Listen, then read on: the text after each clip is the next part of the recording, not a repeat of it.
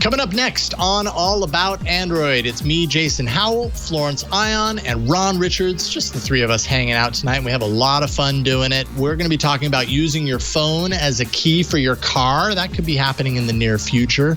T-Mobile is doubling down on Google services on all Android phones on its platform. Pretty awesome stuff. Xiaomi had some device announcements, including the Mi Mix Fold, its first foldable, and the Mi 1 Ultra with liquid lens camera technology. That's super cool. Assistance memory is apparently improving. Your email and a whole lot more next on All About Android. Podcasts you love. From people you trust. This is Twit. This episode of All About Android is brought to you by Sandisk's Data Storage Solutions. For a limited time, you can get 15% off your first order of featured Sandisk products, but only when you go to sandisk.com/AAA. Hello and welcome to All About Android, episode 518, recorded on Tuesday, March 30th, 2021. Your weekly source for the latest news, hardware, and apps for the Android faithful for 10 years. I'm Jason Howell. And I'm 10 years older and still Ron Richards. And I'm only 10 years old and I'm Florence Ion. The youngest co-host of All About Android ever is Florence Ion. I know, I'm young, but I'm not the last generation here because now my generation is it. Yeah, it's listen.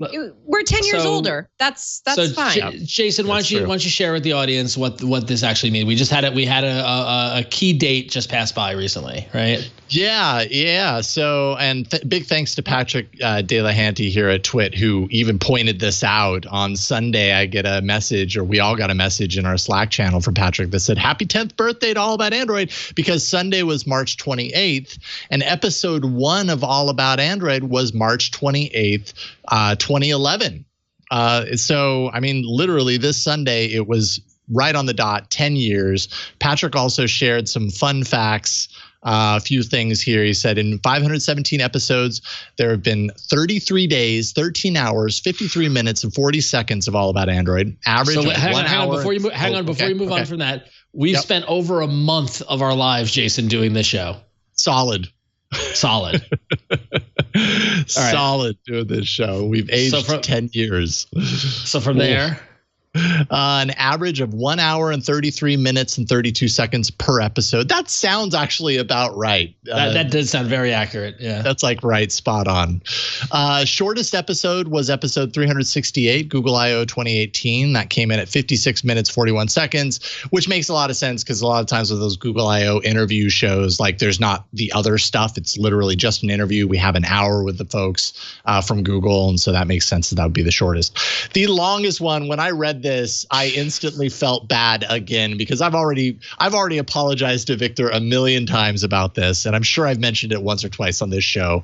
I'd be surprised if any of you actually watched the entire thing. Episode 349 was the best of episode for 2017. Longest episode, 2 hours and 36 minutes and 48 seconds.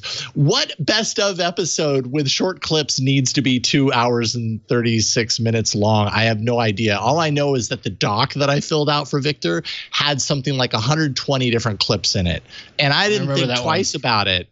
And then when he told me how long it was, I instantly felt bad. And so if you've noticed your best ofs get shorter, that's why, because I'm like repenting for putting Victor through a hellacious edit. So which you owe Victor a lot for that. But personally, and I'm sure Jason, you share this, and Flo, I'm sure you do too, owe a debt of huge thanks to not only to Leo and Lisa and everybody at Twit for letting us do this for 10 years.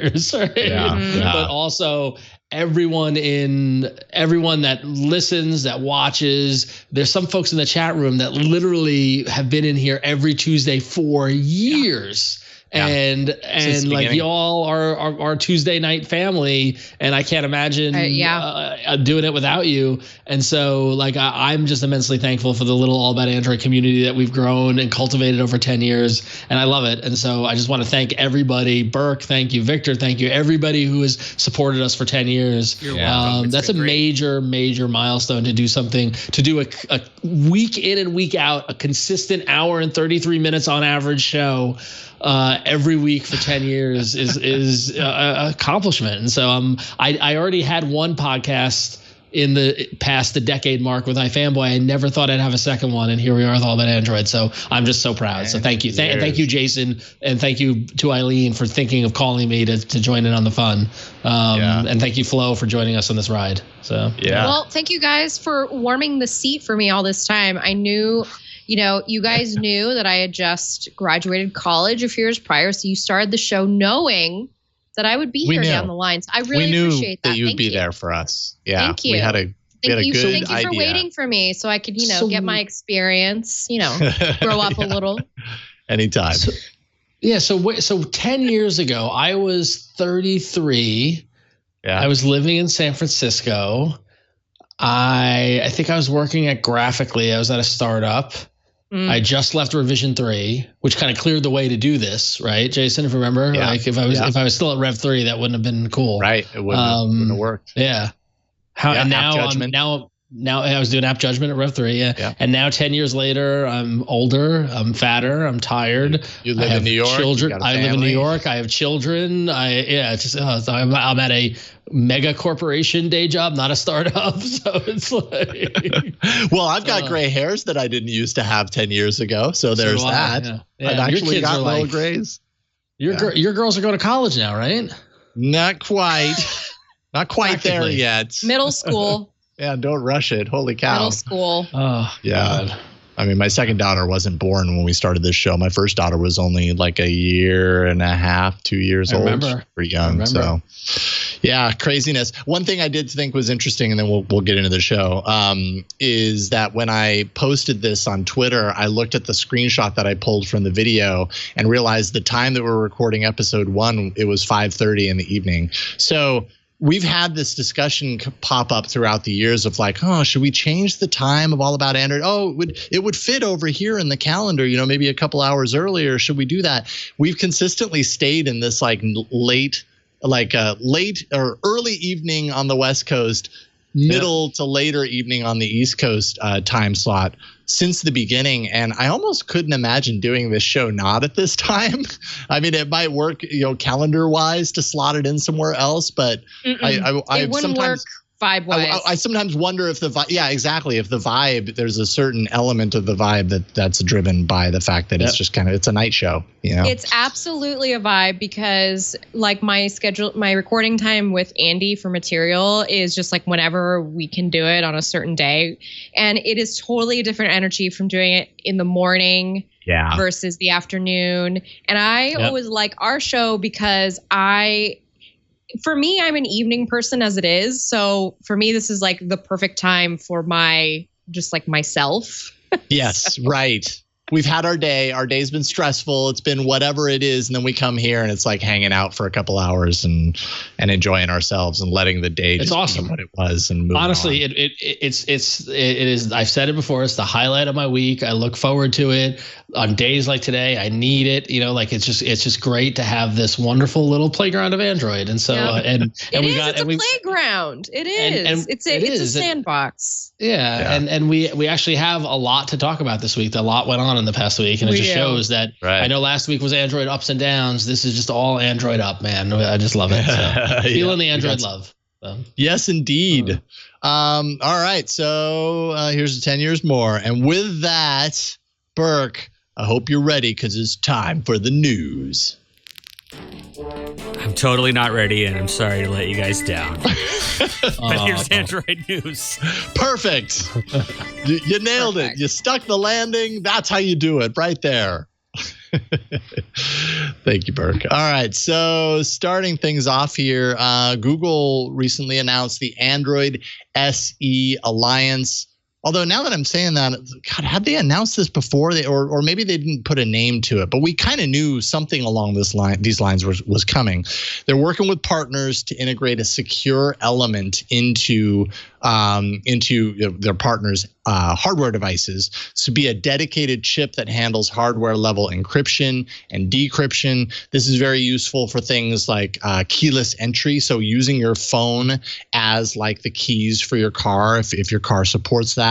Also, we know about digital IDs and digital driver's licenses. That's where I think we've heard about this, but maybe we didn't know that it was called Android SE Alliance. But essentially, Google is saying, all right, we're going forward with this. It's meant to be a broader solution than Google's Titan M security solution.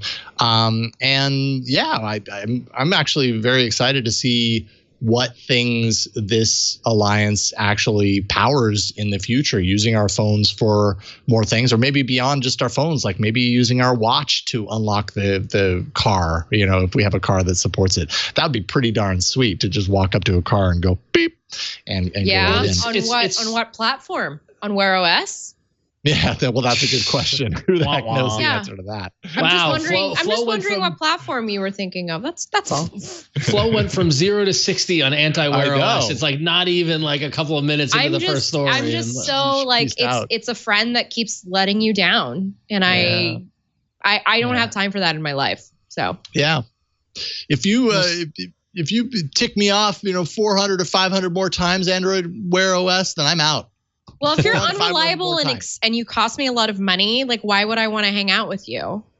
Yeah, true. Well, but the fact of the story, though, Wear OS aside, this is the kind of technology that we're looking at. Like the phone is becoming the digital device extension of ourselves, right? And it's funny because a lot of it's come up on the show before, but I do enjoy the Disney parks and in Florida, with all the changes post COVID in Disney World. And one of the things that there's been speculated about is that are they going to get rid of? They have those magic bands which have the little RFID tag, and you use them to to unlock the door to your hotel room and to tap in for your fast pass, and you can pay with it and stuff like that. And there's a lot of speculation that that's going to go away and just be replaced with your phone, because everyone has a phone and phones can do all this, and then they won't need to make something for you to be able to be connected to and all that sort of stuff. And this is the same concept. It's, like having, like I'm using Google Pay or GPay or whatever it is called now all the time now. I go to as a supermarket, at Walgreens, at the hardware store.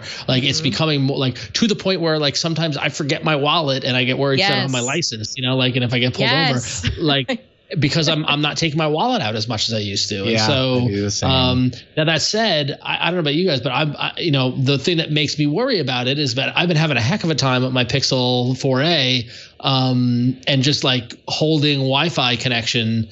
Like whenever I have Wi-Fi on and try to make a phone call, I just get that calling and nothing happens. Because it's trying to make the Wi-Fi call, right? And then I switch, I turn off Wi-Fi and LTE and it works fine, right? And like the same thing, like Slack doesn't update and stuff like that. So something's going on with my network or with my phone, but it's the kind of thing where if for some reason your Bluetooth is wonky or whatever it's using to unlock the car, you don't want a situation where you can't start your car. That's my worry about this. If that's your only solution and it fails, as sometimes technology does, it's got to be. Well, it's the same. It's the same conundrum that we've talked on the show many times that kept me from Google Pay or Android Pay or whatever the heck they've called it over the past 8 years.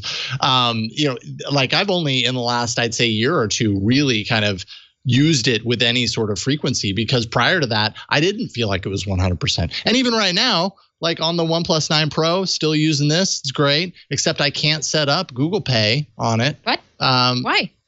It won't let me. Does it work for you? I haven't tried to set up that yet. It won't let me right now. I checked with my rep on that. I was like, why can't I set this up? And they said when it releases, it will. So that's fine. Like they're probably going to put out an update, something going on in the back end. I get it. But it's those things that like ratchet down the confidence level as a user of these types of technologies. So you're absolutely right. If I can't depend on my phone always unlocking my car 100% of the time, it's going to make it really hard for me to like find that level of trust and be like, oh, okay, I'm okay with it if it doesn't happen. But see, this is the same issue that that sort of has befallen the smart locks, right? So people are afraid of smart locks. They're saying, well, I don't want to rely only on a phone to get into my house, because if something happens to my phone, then how do I get in? Or if somebody steals my phone, they're going to like get into my house.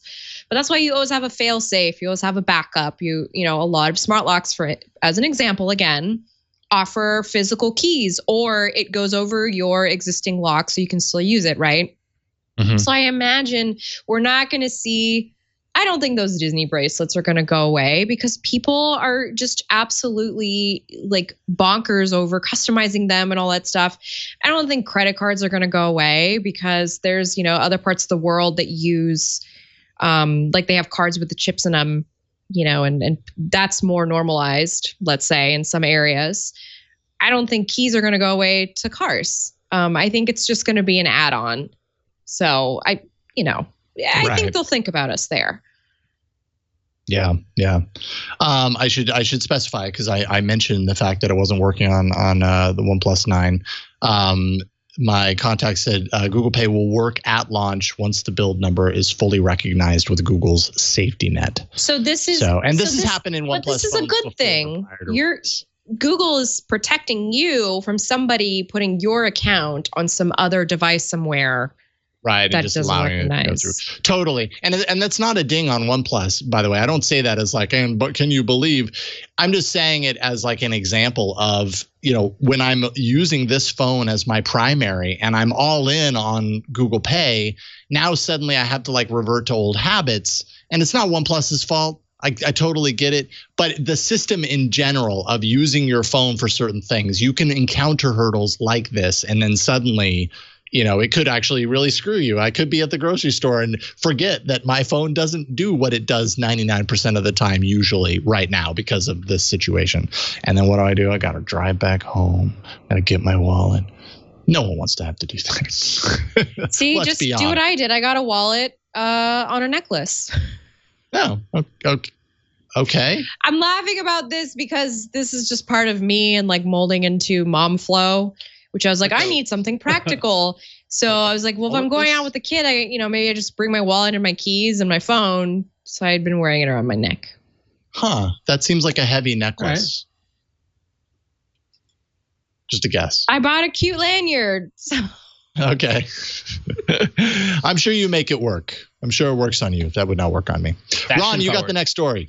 Yeah, so those of you who are T-Mobile customers or thinking about jumping to T-Mobile, take note for several reasons. One, T-Mobile and Google announced a partnership to focus more on Google's suite of apps on its Android devices in lieu of T-Mobile's alternatives in some cases. So Android messages, YouTube TV instead of T-Mobile's TV services, Google One for backup, and more. Also, deeper support and sales of Google hardware like the Pixel. Basically, every T-Mobile Android phone will be leaning heavily on Google's solution instead of hardware manufacturer's own. And this plans to happen by the end of the year. And it's important to know because T-Mobile has the most Android smartphone customers in the U.S. And T-Mobile also has a suite of services for TV that are like Live Plus, and Live Zone, which are all shutting down. And essentially what you see here is T-Mobile saying, listen, the majority of our customers are Android. We have so many Android users. Google's doing services that we are trying to offer because we need to be competitive, and they're doing it better. So let's lean into that. Let's broaden this partnership. And it just makes sense. And I'm biased because I'm an Android user on T-Mobile, but it just makes sense to align closer and say, listen, we think Google's doing the right thing with RCS. We think they're doing the right thing with YouTube TV. We think, and just cozying up closer. So this isn't a big surprise to me. I think the fact that, and the idea that you'll be able to get the Pixel from T-Mobile for probably a pretty good price, and all future phones, like when they come out, that's that carrier relationship that Google also needs in order to start seeing the big Samsung and iPhone numbers. So we'll see what it yields. We'll see how that rollout goes. I'd be very surprised if anybody is like, oh man, I love T-Mobile TV Live.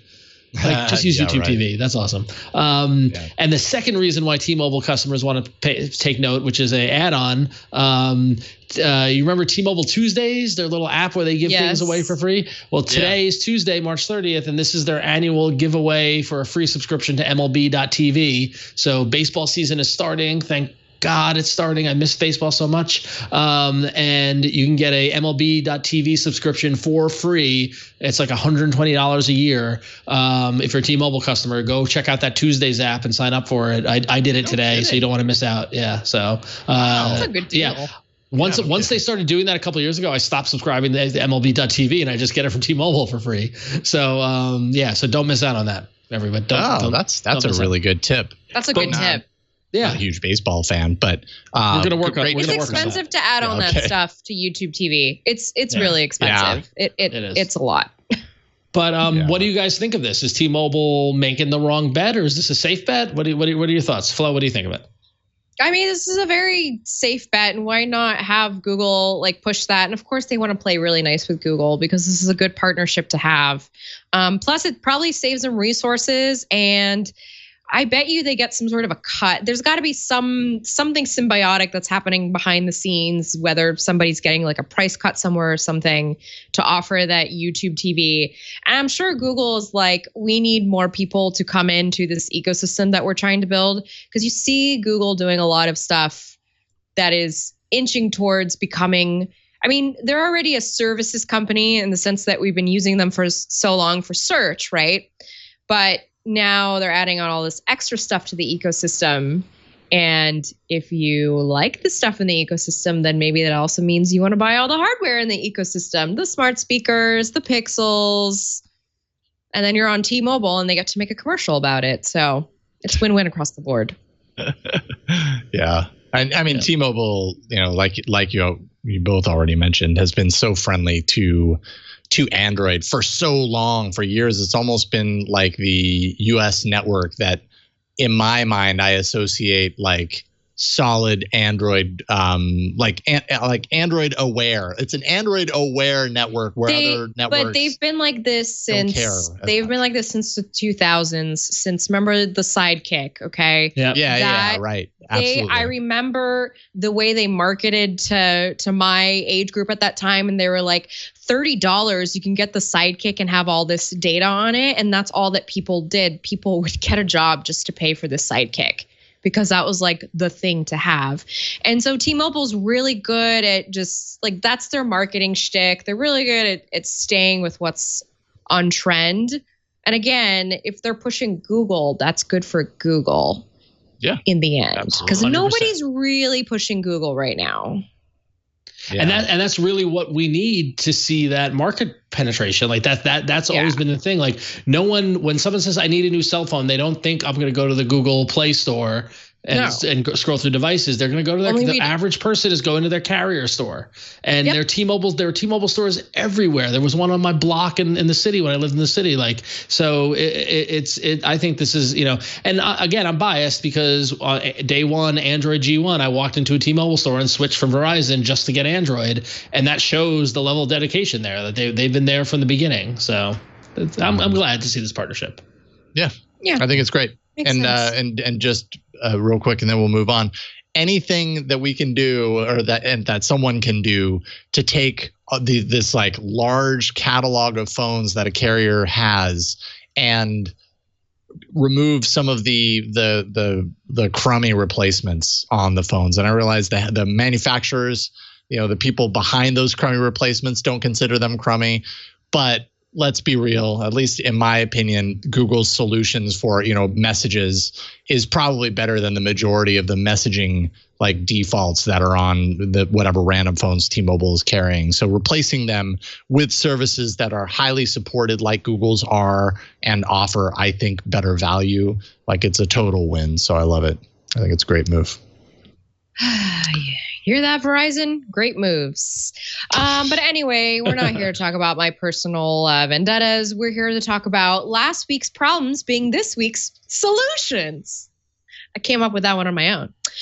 Google released Android 12 Developer Preview 2 this week to help address last week's problem with WebView. So remember we were talking about that WebView bug that was just randomly causing havoc across Android phones everywhere? Well, Google pushed an update for that problem to the second developer preview That's on Android 12, and it's available now for all Pixel devices for those of you who are on the developer preview. So go update that, please.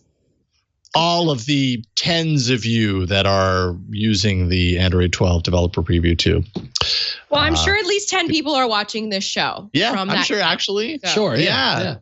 I'd be actually that would be an interesting data point to know. There's probably an easy way for us to know, but of all the listeners of All About Android, like what percentage are the ones that install a developer preview from day one?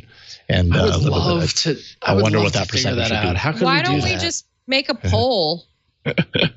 Because wait a minute, the poll really wouldn't represent much, right? It would represent the few people who choose to fill it out. Probably the people who do it are the ones that are going to be more inspired to actually fill it out. I feel like they do for medicine and like reproductive services. They just like poll 20 people and then go with it. So how is this any different? Yeah. You do a sampling, but I feel like we have experience with polls, and after 9 years of that, yeah. It's one way that my life has simplified in the last year is that we don't do that poll thing anymore. It's actually made things a lot easier for me. Once in a while, Twitter has polls. Yeah, that's true. Yeah. Jack, I saw Jack in his testimony using it. But seriously, if you install the developer preview on your phone, email us at AAA@twit.tv. We want to hear from you, and you'll be our Nielsen family. We'll do our size sampling from that, and we'll figure out the percentage. So I'm guessing 92 to 93%. I'm hoping we get you the inboxes flooded now with tens of thousands of people who are just like, yes, no, right? Well, we'll see how this goes. All right, let's take a break. Thank the sponsor of this episode, and then we will get into some new hardware announced. Finally, we've got some hardware to talk about. First, this episode of All About Android is brought to you by Sandisk. We all know how important it is to back up files, right? And so often, I know I've experienced this, and I know I'm not alone. You realize the importance to back up when it's too late. You're like, oh, dang it, I really should have done it, but this drive just failed or whatever happened. I lost access to it, locked myself out, can't remember the password, whatever it may be, and suddenly those files aren't accessible anymore. And you don't want to find yourself on the wrong side of that equation. Sandisk is making it easier to back up and transfer your files from your phone, which is a place that, we don't often think about needing to back up. It's like, oh, well, it's on my phone. Like, it's not connected to some automated backup server, or maybe it is to the cloud, but then it's going in all different directions. The Ultra Dual Drive Lux is a 2-in-1 flash drive with a USB Type-C on one end and a traditional Type A connector on the other end, which really just makes backing up and sharing your files super simple. You can see you've got the Type USB-C on one side, and then it's like a transformer. See, that's a childhood of playing with Transformers toys.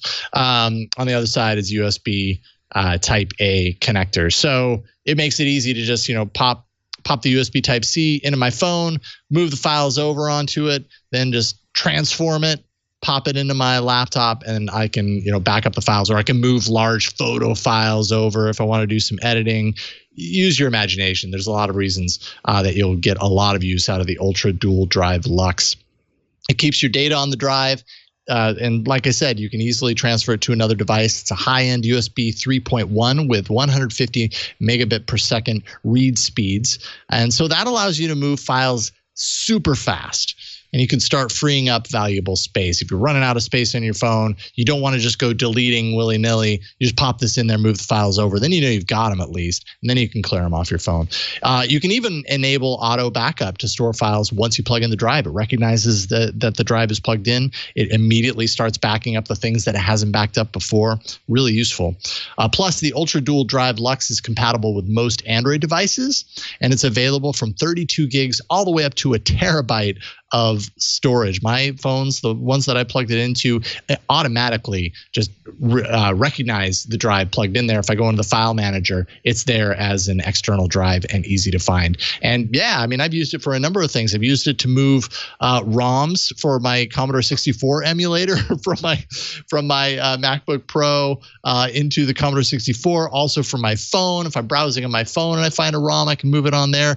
Just a number of different ways that you can just make data even more portable between your mobile devices and not be kind of locked into the fact that, everything, all of the thumb drives seem to have the wrong type of connector versus all the phones having the USB Type-C. Now you don't have to worry about that anymore. That's the beauty of it.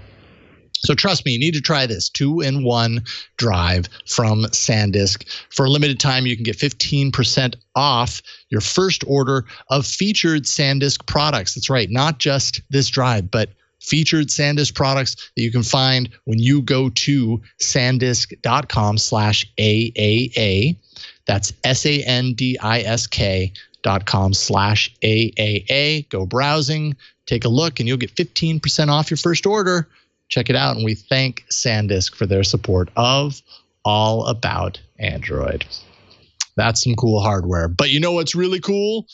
Xiaomi's announcements. That's right now in hardware.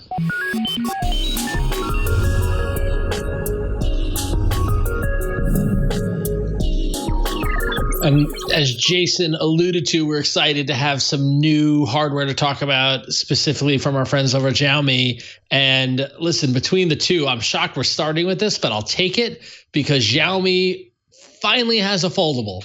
I can't believe it. The Mi Mix Fold is upon us. This is the new era for Xiaomi.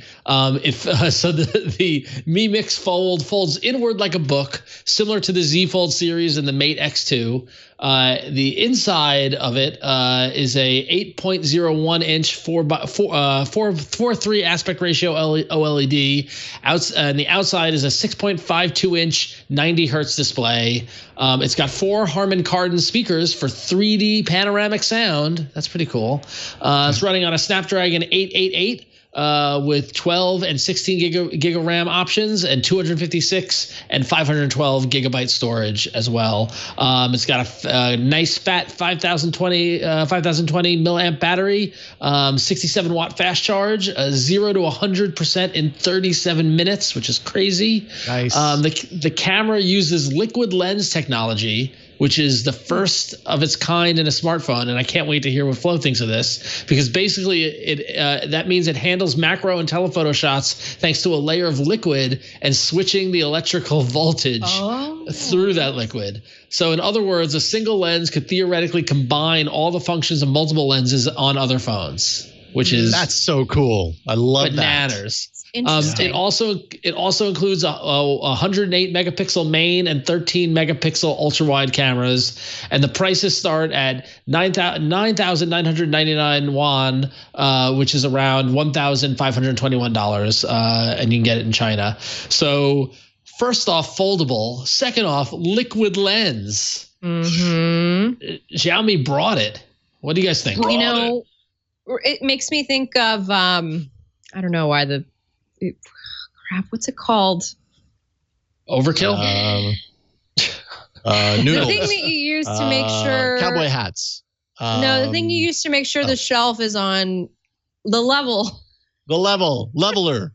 Yes, with the mystery green liquid in the bubble, right? Yes, I'm just thinking of the liquid and how it would move around to create the difference between a macro and a wide angle lens. I mean, it makes sense when you think about it theoretically, like how that would work. But obviously, I want to see this in practice, and I want to see if we have the kind of distortion that Jason saw in his wide angle photos last week with the OnePlus 9 Pro. That's what I'm curious about. What do the edges look like with these things? I'm curious how close you can get. Oh, this is, see, you got me going.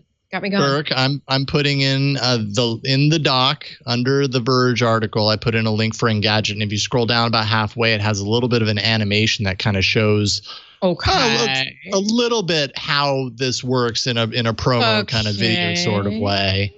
At least there's some sort of visual to kind of put into it, some context. But it's a cool idea, and this isn't the first time that this has happened. Like this is technology that exists outside of the smartphone world, from my understanding, anyways.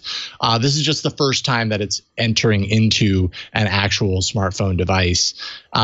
So yeah, I mean, I think it's interesting that we've seen in our 10 years doing this show, we've seen phones go from a single camera lens that absolutely sucks to multiples, to the point to where, I don't have the Note in front of me, where like the Note Ultra is like a giant bar full of cameras just to do all the things.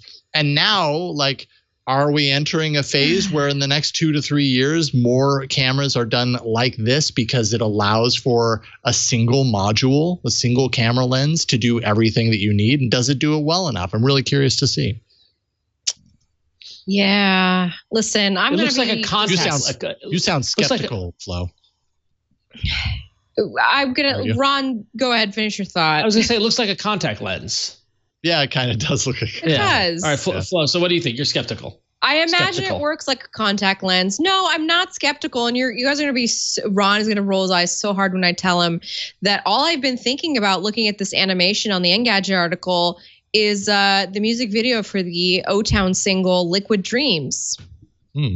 I can't even make fun of you because I don't even know what that is.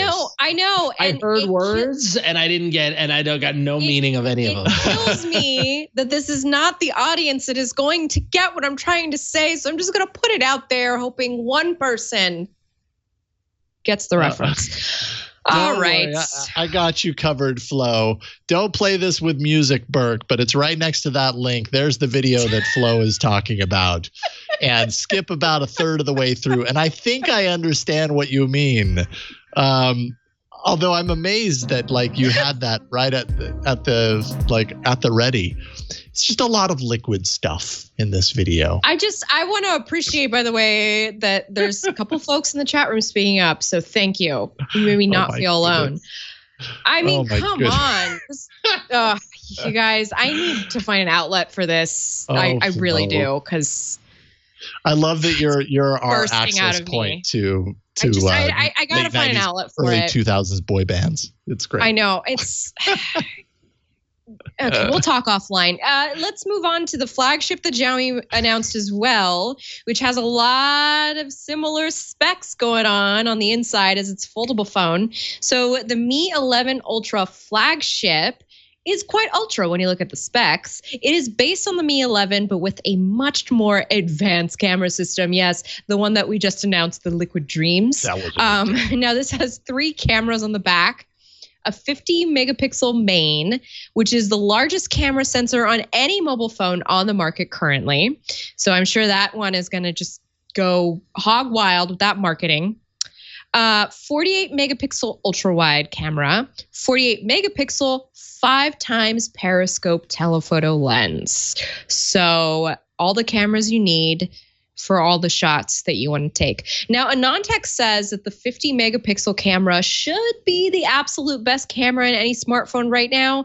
I'm not I mean, we know Anantech goes very deep and in depth on these things. So I'm sure there's a very deep and in-depth explanation for why that is. But of course, with that huge camera bump, you're thinking, what kind of photos is being produced by this thing? There's also a small 1.1 inch OLED display that is used as both a viewfinder and a notification alert window. So that's an interesting little differing thing going on there. Although there have been rumors of this happening elsewhere on phones launching overseas. Other things to make of note, just like that foldable phone, Snapdragon 888. 12 gigs of RAM, 256 gigs of storage, a 5,000 milliamp battery, and a 67 watt fast charging capability. Xiaomi also announced a stripped down version called the Mi 11 Lite 5G. No release price on either phone just yet. No release or price, I should say. I kind of always skip over that though, because I know these things never come to the US. So for me, reporting on these is very much, here's what's happening elsewhere in the world. Yeah. Yeah, is always the case with the Xiaomi phones, but still interesting. I'm looking forward to my friends overseas doing all of their wonderful in-depth reviews that they will do of this phone, because I really would like to see how that 50 megapixel liquid dreams situation is going on. What everything happening here from Xiaomi.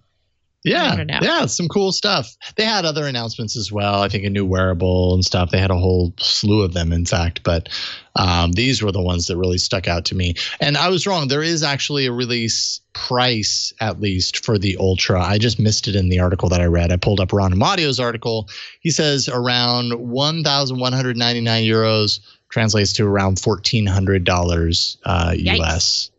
But look at that. Look at the like depth of that camera bump. It's almost as thick as the phone itself. But at least it stretches from one side to the other, because when you have a camera bump that's that like chunky and it only takes up part of the device, it always sits on the table really weird. At least this is going to have 4 solid points of contact. I'd much prefer that. But man, these camera bumps are taking up like a third of the back. Which is a nice design touch, right? Like they're taking that into account of like what, because what is the practical use of these phones is that you put them down, you put them on a table and that sort of thing. And you don't want it to slide off. And that, oh man, when I've had phones slide off the desk because of the bump, like it's not good. So, right. Now you mentioned Non-Tech and their comment about this being, at least on paper, one of the best smartphone sensors on the market. And essentially this sensor is a Samsung LSI. It's the newest GN2 sensor, Non-Tech says. It measures, it's the largest camera sensor, measuring in at 1 to 1.12 inches optical format. And so I'm sure for some camera nerds out there, that's going to mean a lot more than it does to me, but it just sounds like it's a much larger, it's just got a lot more space, a lot more depth to the lens. So that's going to be interesting to see. I don't know. I too have a lot more space and a lot more depth since the last time you saw me in person. It's true. Don't we all? This pandemic's been it's been a long time. All right. And then finally, Motorola. Used to be the Motorola would make announcements and it would be top of hardware block worthy, but not this time. However, Motorola did announce a number of new Moto G phones. They've got so many of them these days. We don't need to talk about every one of them. But I was going to say, it feels like all the time there's another G phone announced. Like it seems like there's been a lot. I don't know. It does feel that way. However, they did announce the Moto G100, which is a more premium Moto G, probably the most premium Moto G has been. Basically a rebranded version of the Motorola Edge S from China earlier this year. It has a Snapdragon 870, so it's an 800 series processor in there. Not the 888, but 870 is pretty darn good, actually. 8 gigs of RAM, 128 gigs of storage, a 6.7-inch full HD plus display that is LCD, however, so there's probably a cost savings there. 90 hertz. HDR10 support, 5,000 milliamp hour battery, 5G, Android 11. It does have a headphone jack or Courage port, depending on who you're talking to. Hello, Mateo. 450 British pounds, releasing in Europe and Latin America. So Moto G has for so long been the kind of like the Motorola budget pick. And before the Pixel had their 3A and the 4A, it seemed like the Moto G was the go-to as far as that like budget area was concerned, at least for a few years. So maybe this is a part of that. Hey, let's expand it out and see, how much movement we get in a different kind of category. So Moto G100. Yay. Yay. Yay. Go Motorola. You're not quite the company you used to be, but anyways, at least the halcyon days of Motorola. How I miss them. You could say the same about HTC. You could say the same about LG. They're falling like flies, I tell you. LG hold on. Are they falling like flies, or is it just that? Listen, the big thing that a lot of people are taking from this pandemic. A lot of people are coming out and they're saying, I've had all this time to look inward, to work on myself personally.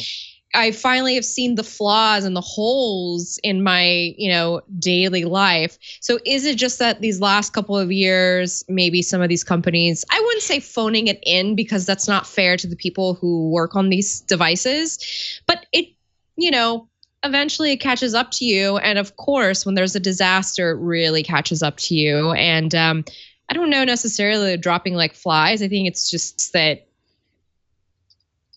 their time is finished. They're reprioritizing. Yep. They're like, what? I mean, LG might not be like making the most innovative phones, but they sure as heck still make some beautiful displays. Their smartphones have beautiful displays. Yeah. And right. I frankly love an LG TV.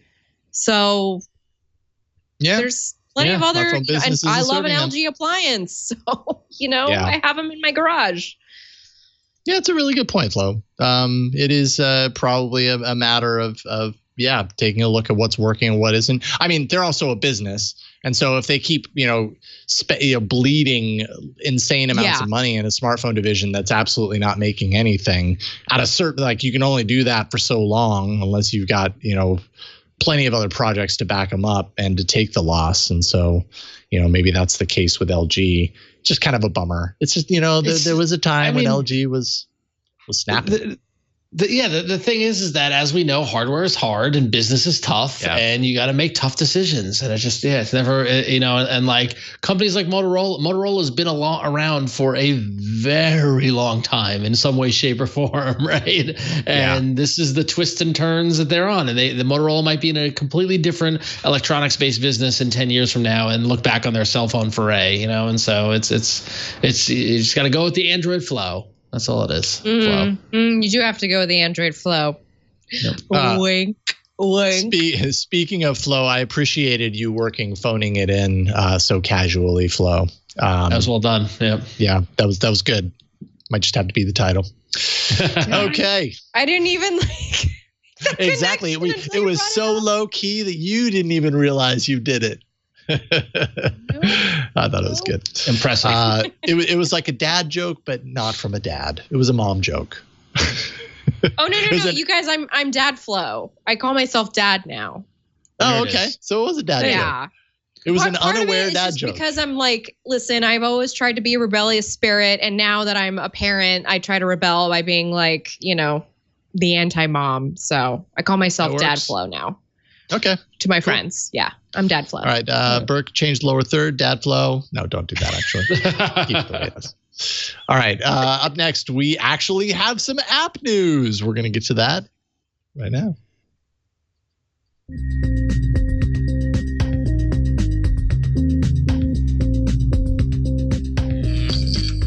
Oh my gosh. Earlier I made a little comment about mom brain. The honest truth is that there are studies that show that the brain changes after you have a baby. And so, God, wouldn't I just love to have a little robot around the house to help me remember more things? I mean, I couldn't even remember level, for goodness sake. Could you imagine if the assistant could help me remember that?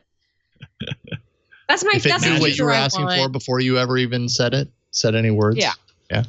I mean, it's the future I want within reason, right? I don't want to anyway. So the assistant might be, I'm alluding all to this feature that the assistant might soon get.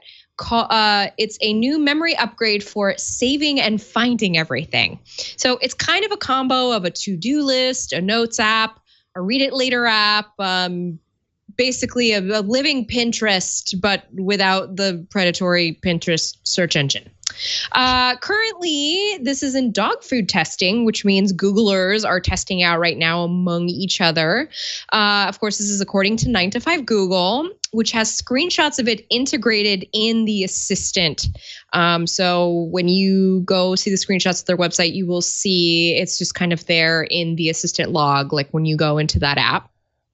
Now, apparently this will be an expansion of the current memory function in Assistant that will remember information for you when asked. And currently you can program things like your Wi-Fi password, which I kind of love to do this because back when we could have people over without fear, I would just tell them, ask the robot, don't Don't ask me for the Wi-Fi.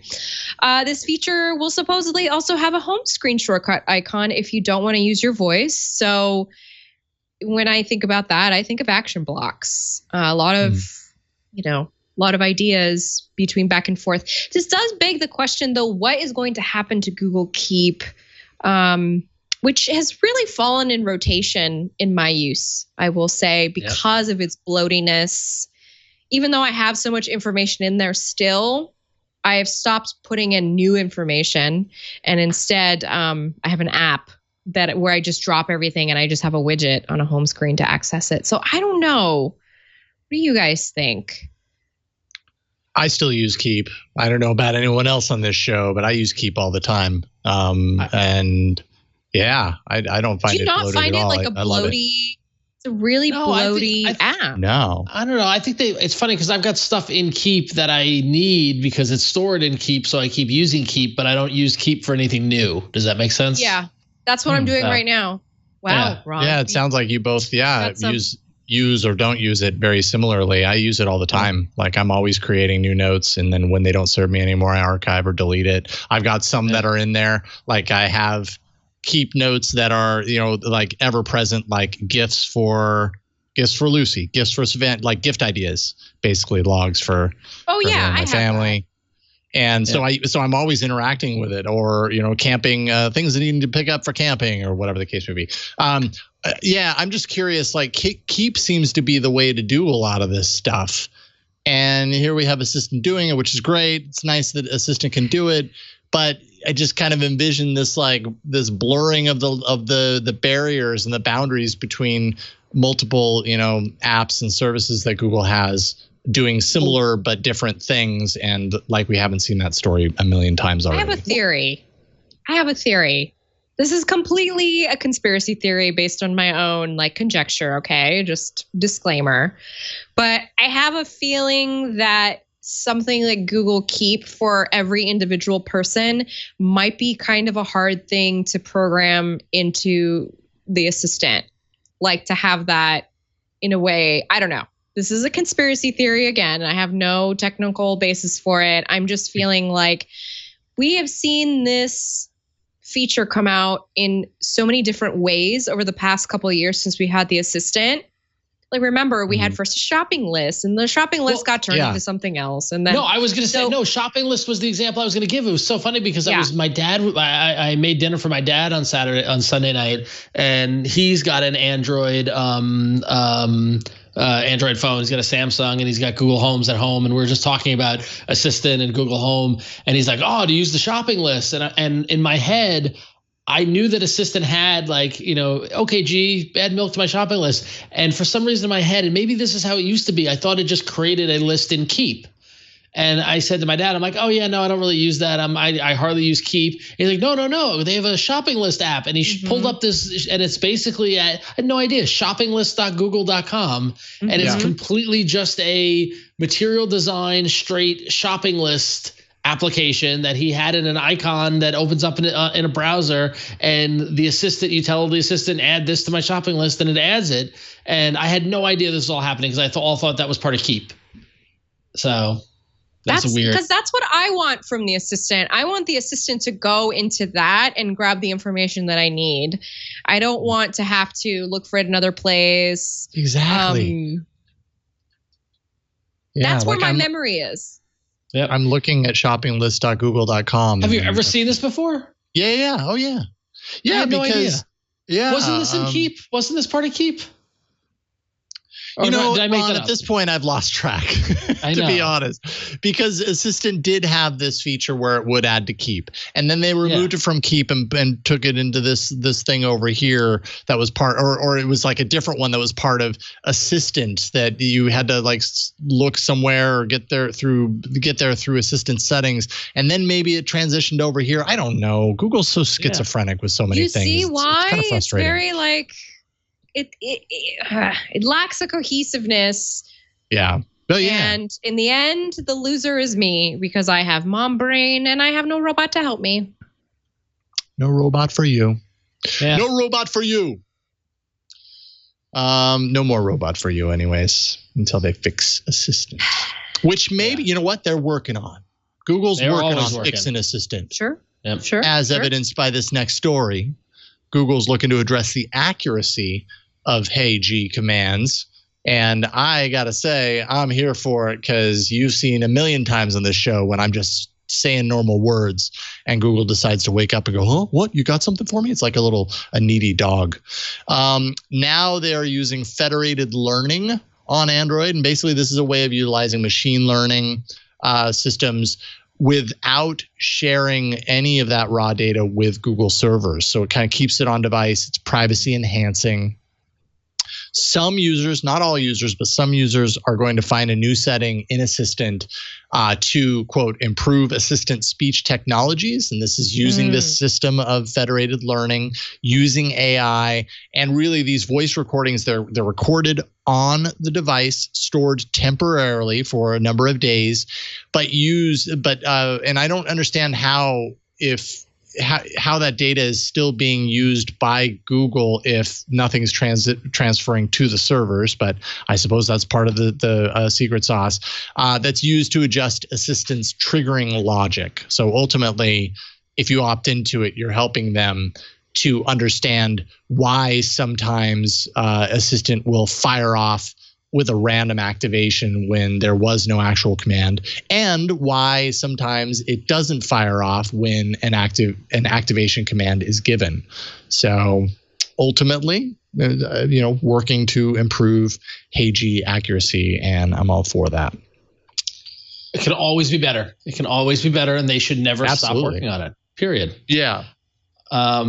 Agreed. Before we move on, in the Google Keep Wikipedia article, which Burke I shared in our chat the link to, under under the feature section under updates, it says Google Assistant could previously maintain a shopping list within Google Keep. This feature was moved to Google Express in April 2017. There we go. Resulting in a severe loss of functionality. So Scroll down, Burke, for our video viewers. You can see it in there you go. There it is. Up, scroll up under features, updates. There it is. There it is. Previously maintained a shopping list within Google Keep. The feature was moved to Google Express. Aha, I am not crazy.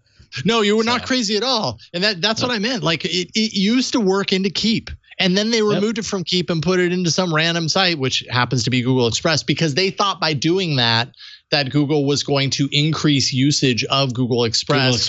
Google really wants to be Amazon in that regard, or wanted. They've given up on that. So then they moved it out of Google Express into shoppinglist.google.com. Which I guess is tied into Assistant. I guess so. I was under the understanding that it now works with Keep again, but no. Shoppinglist.google.com is a complete standalone. I mean, you just saw it. No. I went there. Yeah, I visited that a few minutes ago. I know that it's there. But I was under the impression prior to that those commands integrated with Keep, or actually with other note apps. Like you can set it up to work with other apps. You can custom. So if you don't do anything, it will integrate with shoppinglist.google.com. You can, and there's a bunch of articles, just search Google Keep Assistant shopping list, whatever. You can reroute it to feed it into Keep if you want to, if that is your preference.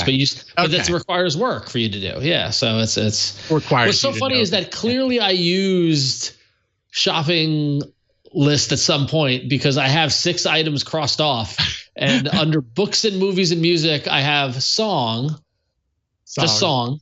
And then under dairy and eggs, I have 2 instances of milk.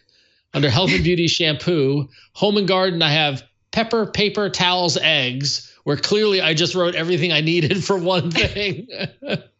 I had 3 instances of soap all crossed out.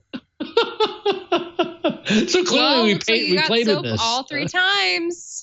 Yeah. I don't know that I ever got soap through that system, but I put it in there and I crossed it out. I'm guessing at some point we probably talked about this on the show and demonstrated it or something. That's my only guess, because I never actually. I have a feeling you probably used it and you forgot that you used it a long time ago. Yeah, no, I used it and then I crossed out the soap, but I didn't actually get the soap. That would explain why I was so smelly and dirty. Yeah.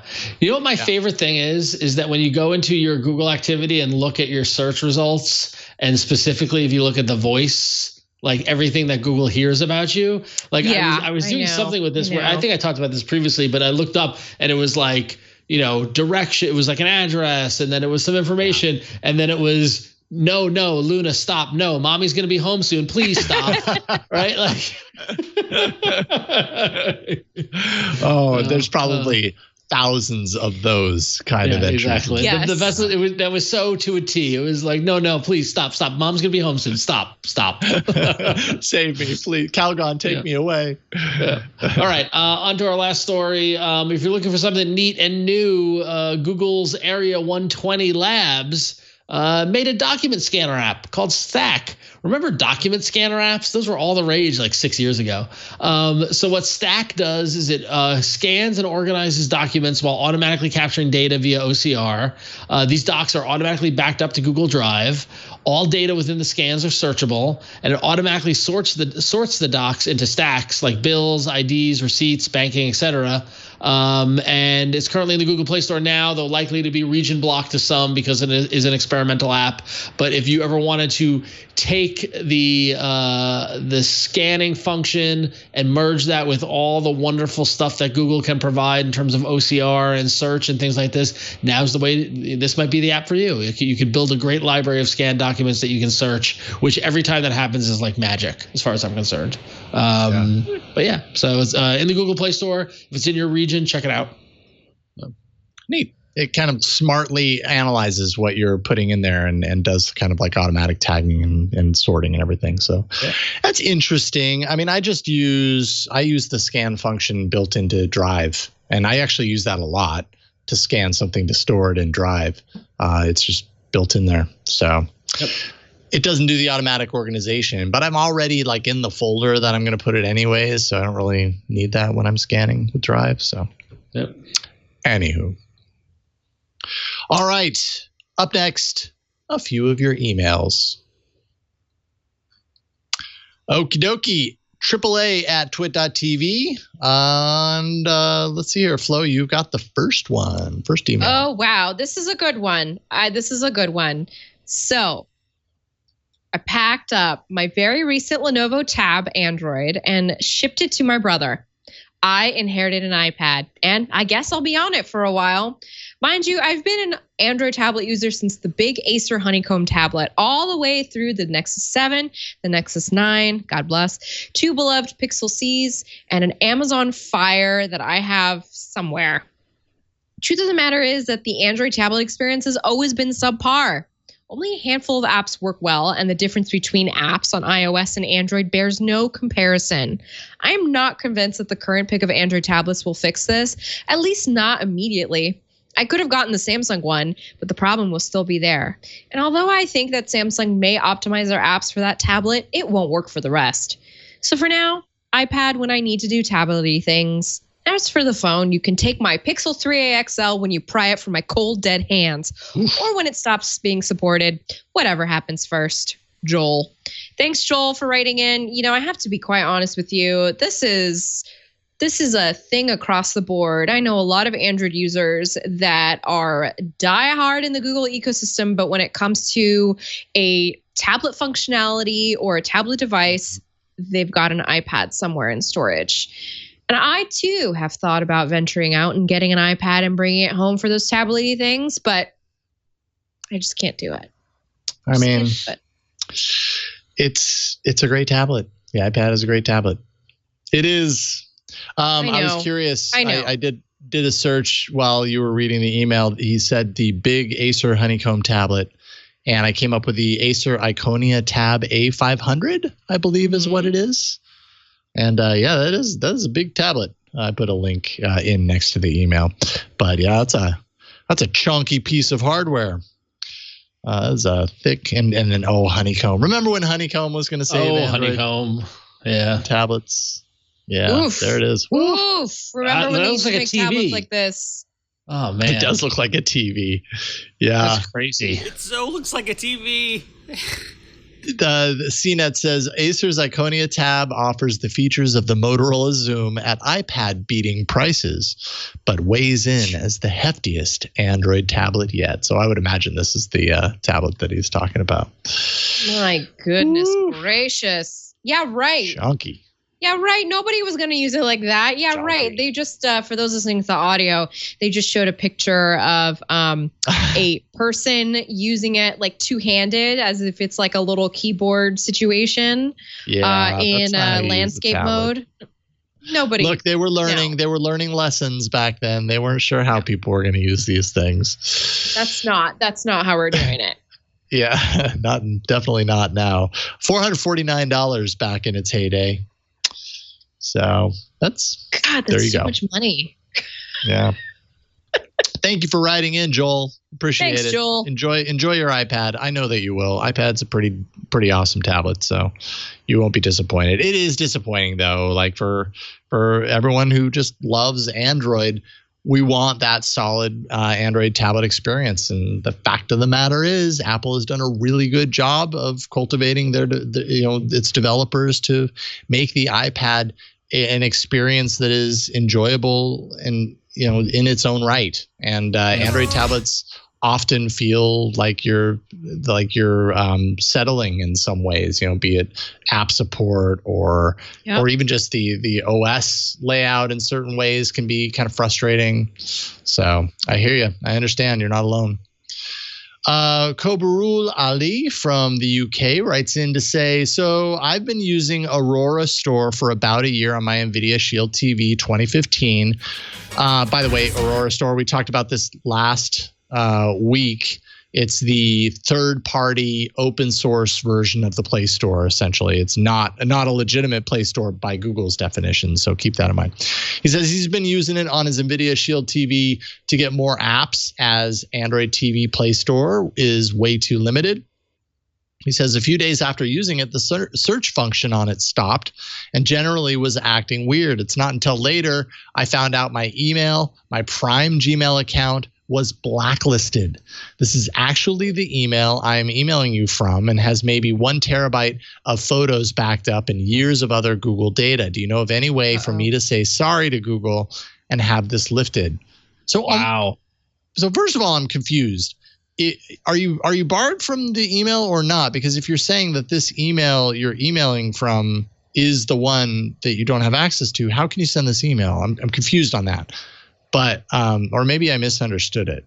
But anyways, the point is, it sucks to be locked out of your Google account. And I've done it. I did it when I set two-factor authentication on my account during a live show and didn't realize what I was doing. That was possibly the greatest moment. That wasn't even on this show. That was on Twig, wasn't it? That was on Twig this week. Yeah, I happened to be on the show when that happened, and it was glorious. Oh my gosh. Sorry, yes. And I no, it's fine. Like, you know what? It all worked out fine. To a certain degree, I feel like part of the reason it probably worked out fine for me was because I did it on a show and it was a very public facing thing. And so people behind the scenes were maybe a little bit more motivated to get me back into my account. And that sucks because I have people ask me, well, what can I do? And it's like, well, you know what? Google has a certain number of little steps that you can go through. Android Authority actually wrote an article not too long ago about this that gives some guidance on how to recover your account. Nothing is guaranteed. It involves kicking off an account restore process through the site. You make an appeal. If that appeal is rejected, there's a form that you can make a direct appeal to Google. I don't know how that's different from the other one, but there they offer a 2-day turnaround supposedly. And then if that doesn't happen, apparently that's about it. Like really, you're hoping you reach someone. A, B, you're hoping you reach someone who is, who understands your situation and sympathizes enough to really help you through it. Going to social media is one way that some people get action on something like this. It's so hard to say. I mean, the reality is you may have interfered on Google's terms of service by using the Aurora Store with your main Google account, which, we mentioned last week, like don't use, and I'm not saying that you did this because we did or didn't say it, but just as a reminder, don't use your personal Google account on this because of this very reason. So it's just kind of a cautionary tale, not to use your personal Google account for this, A, and B, be sure that you have like your information, like just having it all in Google's basket opens you up for potential loss at some point. It's really, have some sort of a secondary place for this stuff. Anyone listening, might be too late for you, Kobaru, but I really hope that you're able to gain access to this. And I'm sorry that happened to you because it really sucks to be in that position. Firsthand. Dang. Yeah. It's not the first time I've heard this, by the way. I don't know the exact details because I have to remember to go to them, but I think there's someone in my Discord this recently happened to with their Google account that's been like kind of messing them up. So yeah. I mean, if you a terabyte of photos, that's how much photos I have stored. I mean, that's everything. That's all of my photos. Losing access to those entirely, like that's it. That's not recoverable. It's why I'm setting up a NAS right now to do full backup of all this stuff so that I have it in a secondary place. So, that just seemed like the smart thing for me to do. I put it off for so long, be like, oh, well, everything's going to be fine. Even after the 2-factor thing happened, I still put it off. So anyways, I hope it works out for you. Keep us posted on if you're able to get access. And please do email us, AAA@twit.tv, and let us know how it goes. All right, Ron. All right. And with that, I bring you... It's the email of the week, everybody. There it is. Oh, yeah. Thank you, Burke. I feel like I did the email of the week last week, too. It's okay. I feel like I just did this. It's cool. It's all good. I love the rotation. Email of the week. So there it is. All right. So our email of the week comes from Dalton Boyles, who writes in and says, Dalton's my favorite person, by the way, now because he's responding to a challenge. So awesome. Dalton writes in and says, a few weeks ago, Ron asked for a call out on people who use AR or augmented reality. One way I used it a lot was through an app called Aurasma, which is now HP Reveal. This app allows you to take a picture or an object like a landmark, scan it into the app, and then text another image or video appears over the object scanned. A few years ago when I was in high school, we experimented with this in the yearbook. The idea would be that you could scan an image of the homecoming king and queen and then watch the video of the crowning ceremony. It was just a way to add more virtual experience to the yearbook instead of just the pictures on a page.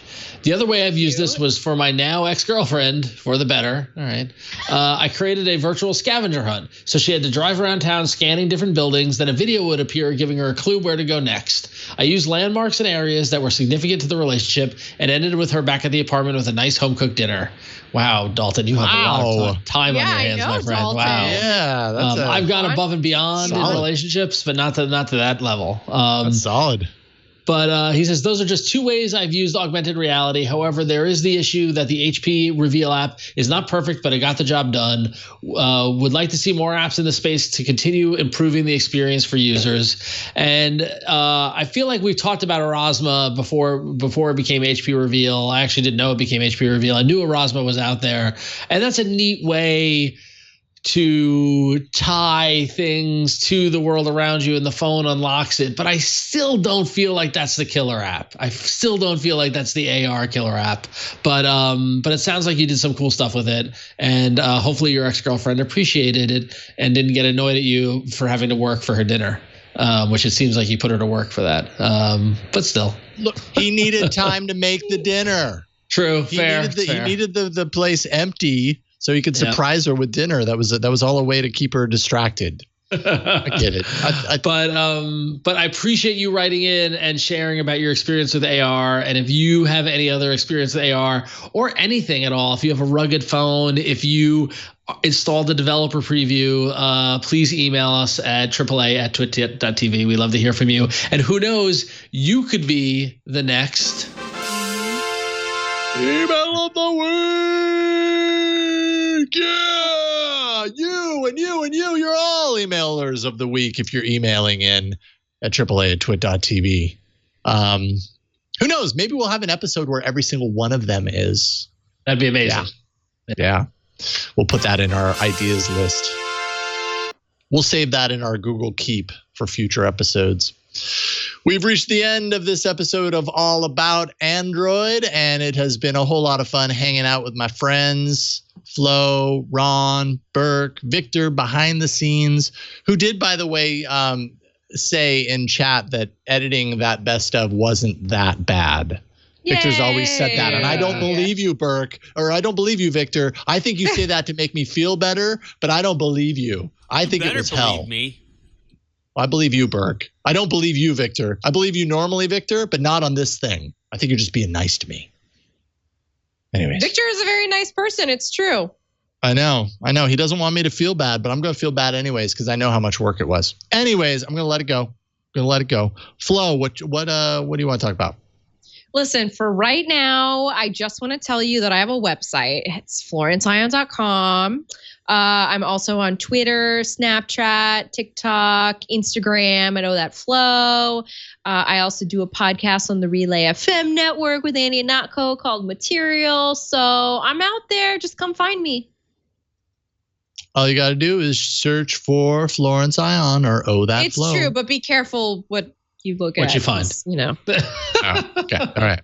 Just go to the Flo feed. Just go to the Flow feed. That's good. And hey, come join the Discord because I've been doing some hangouts in there. We've been doing some voice hangouts. We've been going through my virtual machine. So we have fun in there. It's a really good community. And I just boosted it up a bit.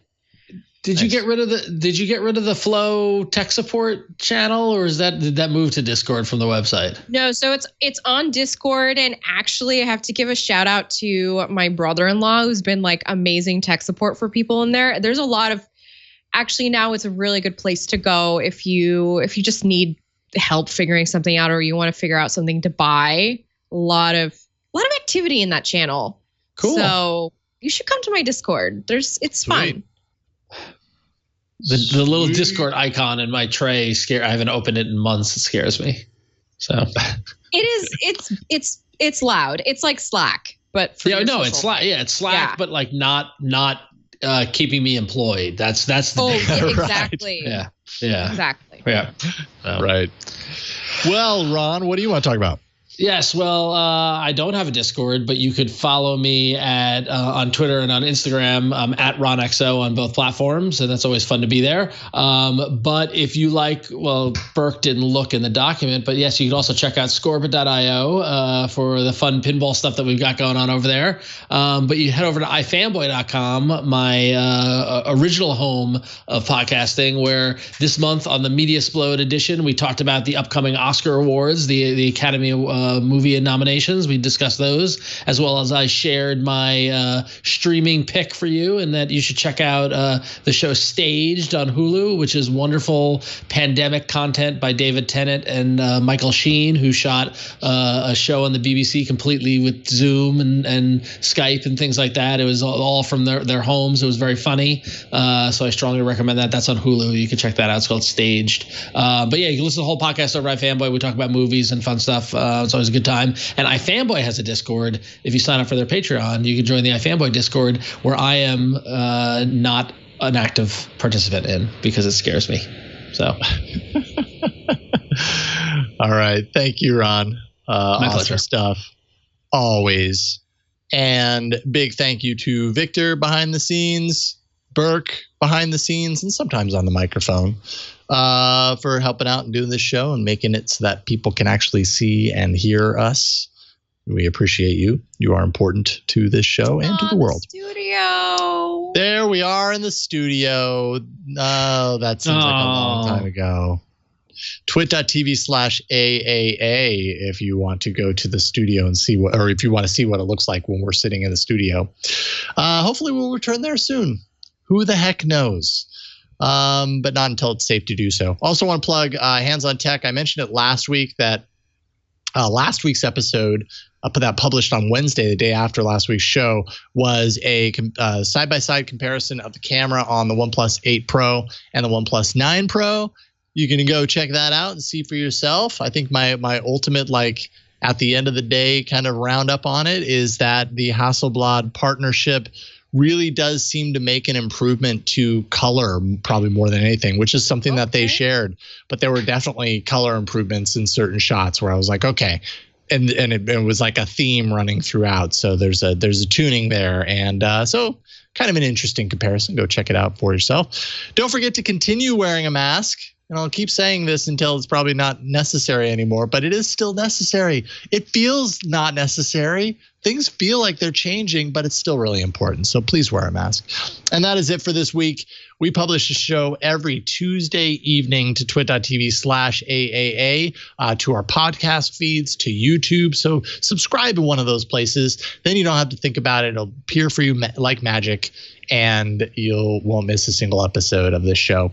That's it for this time. We'll see you next week on another episode of All About Android. Bye, everybody.